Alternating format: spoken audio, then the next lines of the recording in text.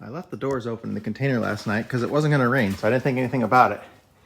But now it's actually raining in my container. You see how the water drips? It's condensation from the cold metal and warm air with the humidity, so that's a fail.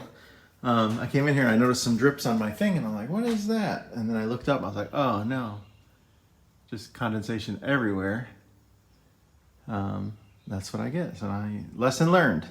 Close the doors at night, which maybe it would have done that automatically when I opened it up this morning, but maybe the temperature would start warming it up before then. But I'm gonna have a crap day today, I think. Just got an impact gun injury. Smashed the crap out of my fingernail. You can see the clean spot on there and it's all red. I was holding on to the end of the impact like this, and I was taking out a head bolt. And as the bolt drove up, my hand that was on top got smashed between the air filter housing up there and the impact gun. Oh man, did that hurt. I never had that happen before. Oh, dang. It's gonna be one of those days. Like that head bolt has rust on it. That's not a good sign, by the way.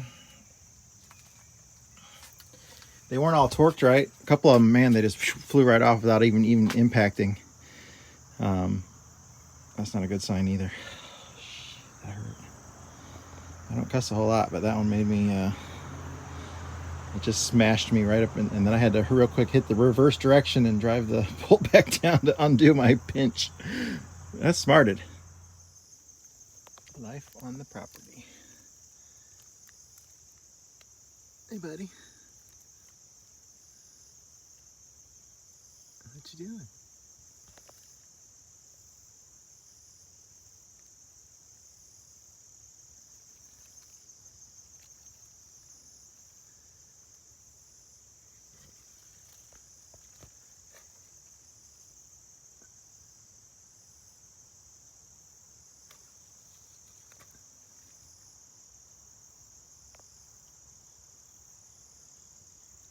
It's pretty good camouflage.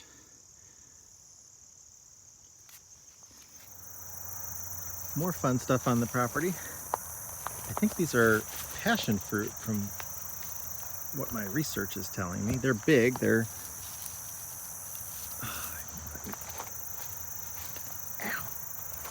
protected by thorns over here with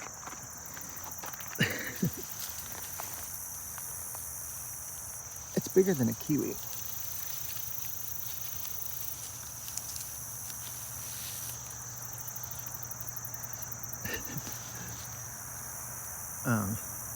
But those are all over the property too, not just in this one spot. So I'll be curious to research them and find out what they look like when they're ripe and that kind of thing. But so we've got the persimmons all over the place, those trees dropping their fruit everywhere right now. And then these things, and it's just all kinds. It's an adventure here. Okay, I got the head coming up here.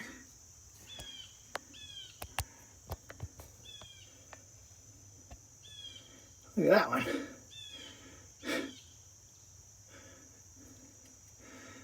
That would be the cylinder that wasn't working at all.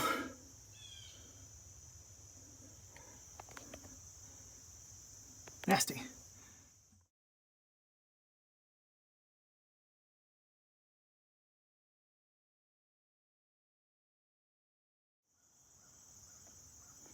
Okay, so the head's coming off.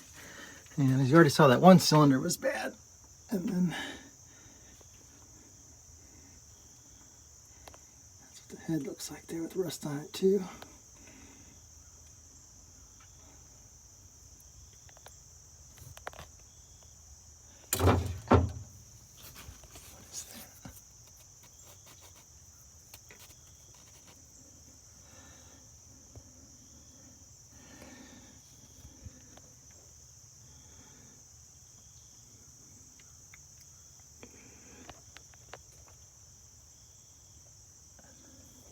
These O-rings are coming apart and breaking.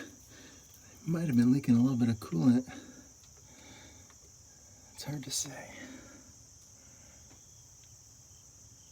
Because that one looks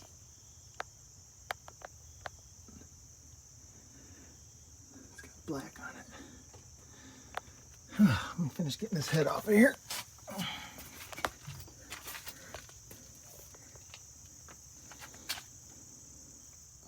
Let's see if I can make a good video of this here, but if you look in the middle here by the injector, you see the crack going around the side and another crack on the other side. That's real common. We see that a lot. What we don't see a lot of is this ginormous crack running down here. And I believe its matching pair is over here. Gotta clean that up more, but that sure as heck looks like another crack right there. And just because that wasn't enough, let's go over to the next cylinder. And it's got another ginormous crack coming out through the head here. A little bit of rust in there. So both these cylinders have rust, which is what made me examine a little closer. Some of these other ones may be cracked as well. That one looks like it's cracked. This baby got hot, hot, hot. I've never seen this big of a crack coming out of that area of the head before. It's always splits here, and then that's usually where, you know, they lose their power and get coolant in the oil and all that, but that's pretty nasty. Too. Right there. Do I keep looking for more?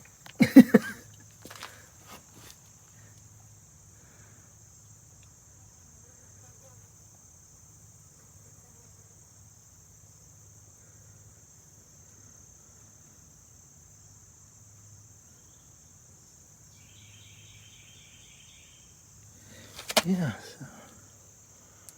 Wow.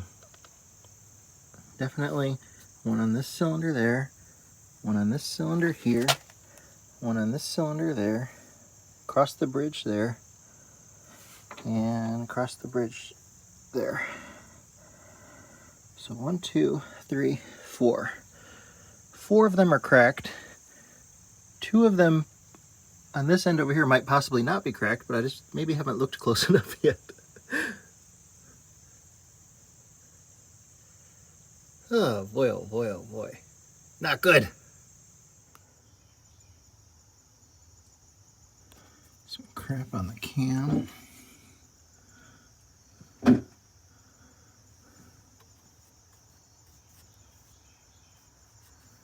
definitely wear.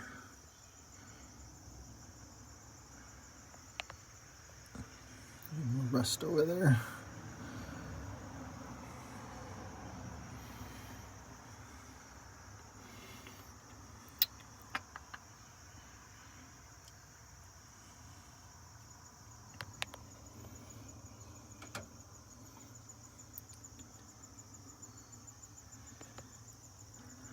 That thing is disgusting.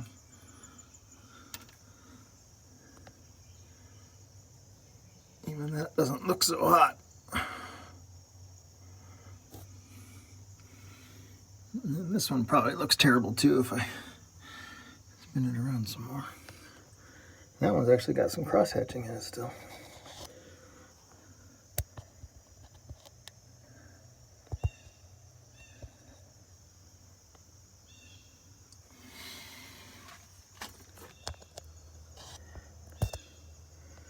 Well, it may have cross hatching, but the rest of it looks like garbage.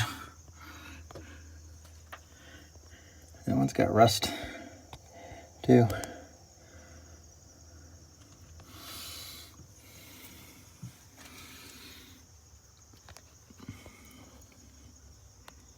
Look at the wear on the top of the piston there.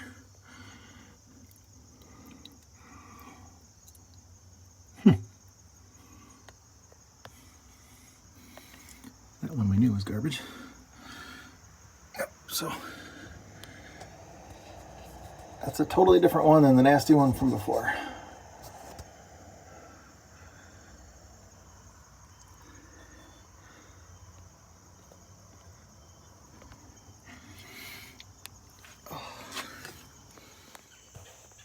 Well, this thing is turning into a real not very nice situation.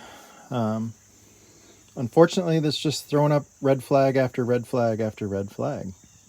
So I've been texting with my client preparing him for the worst, and then telling him there's other options too. So we might be able to do something cheaper than what he's originally budgeting for this. And then obviously there's way more expensive. So getting a new cylinder head, that's not a big deal. I should be able to find one for under $1,500 probably. And we were probably looking at having $500 to $700 in machine work done on this head if it was good anyways. So it's not a total budget buster, you know. Obviously it's more money than what we would have anticipated, but you know, this thing not having the air filters on it, you know, because it was sucking all the dirt out of there just straight on through there. The engine internally has so much more wear than it should have. I haven't even got to the bearings yet. Who knows what they're going to look like, but the oil is so nasty in here because it's just filled with dirt. The blower is pretty well trashed. This thing got hot. I mean, it got hot to crack the cylinder head on 4 of the 6 cylinders. That's hot. Usually I only see like 1 big crack or, you know, maybe 2, but 4 out of the 6, and how big those cracks are and where they're at, that's insane. So now we've got super dirty oil and dirt everywhere in the engine. The crank has probably been affected by it. So at this point, I don't think an in-frame rebuild is a viable, smart option. If it was my bus, I can tell you that I would not do it. I would not do an in-frame if it had no air filter, had all this dirt in there. That probably would have been enough red flag for me to say, nope, I'm not going to in-frame it. But now seeing how hot it got with the head, that's like red flag number 2. You know, I haven't pulled the liners yet. The bores could be misaligned. The block could be cracked. I'm not even sure if this is the style of head that has, or style of block. I think this is the older style block. So the lower half of the cylinder below the cylinder ports does not have coolant run through it. I'm 90% sure without looking right now that it is. So there very well may be a heat issue in the block too. I just got to look at that. But all that dirt, all that heat, that's just more and more red flags.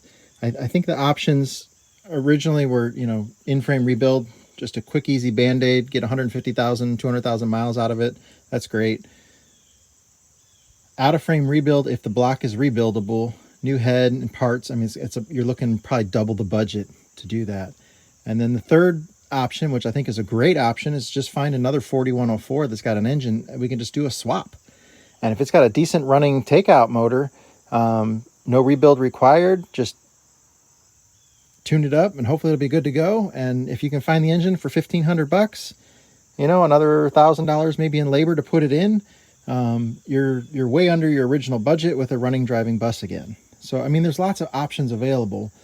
This is a left-hand rotation engine. The bell housing is specific to this. Not all, you know, you can't just take a truck motor and do it. So if you just find a good running 671 like out of a truck and I got to change the rotation on it, change the bell housing, I mean, that's dang near going to be as expensive as doing an out-of-frame rebuild, other than you won't have the parts for it. But if you have it that far apart, you might as well just rebuild it. So really, the option is to find a 4104 that's got the complete setup where you can just take it out, cradle, boom, put the cradle in, and you're good to go. That would be my recommendation as the most affordable thing, and that's probably what I would have done if it was my bus. But I still want to tear it down. I told them, you know, let's invest a couple more hours of labor just into completely tearing it down and seeing exactly what we have. If the block is still good, if the crank looks great, I mean, maybe I will change my opinion. But boy, I sure would like to have that block hot tanked just to get all that nastiness out of there. And, you know, by the time you end up buying a new head and a new blower and a new oil cooler and new water pump and all this other stuff, it's just going to start to get, and new air compressor. That air compressor has the same dirty oil in it. You know, it's connected to the same thing, and it was taking the same dirty air from the air filter system. So it's been, you know, it's not only does it have the same oil, but it was getting the same dirt going through the air part of it. So it's just not a good situation. And, you know, I want to give the best advice possible and, you know, tell them what I would do and, you know, what all the options are. And, you know, I like to save my clients as much money as possible. And if they can find a good running takeout, that would be the way to go. I don't think that, I mean, I'm really leaning towards not doing an in-frame on it because it's not going to have the longevity like it should. If it's even possible at this point, you know, without seeing the crank yet, it may not even be possible. it might have to have a new crank or the crank turned, and then we're into, you know, then we're out of frame at that point. You can't do an in frame, you know, you can't just pull that crank right out of there, or you'd be dumb if you did, because you need to get that block cleaned, and it's just going to be, it's unfortunate. But I guess, you know, it is what it is. It doesn't necessarily have to be more expensive right now. There are more affordable options, I guess is what I was trying to say. And I think scenario A that we were going for is starting to look more and more unlikely. And we'll go from there. Am I rambling too much? Did I articulate what I was trying to say? I don't know. I hope that came off right. To top it all off, I just got attacked by a bird coming out of that bus. I opened the door and I go in there, and it just flew right at my head, and it was pissed. So it must have got closed up in there, or it flew in through that rear access that's open in the back. I ain't ever seen a bird in a bus before, but it wasn't a huge bird, but it scared the crap out of me. But it flew out of there now. Man, I told you this is just a crap day.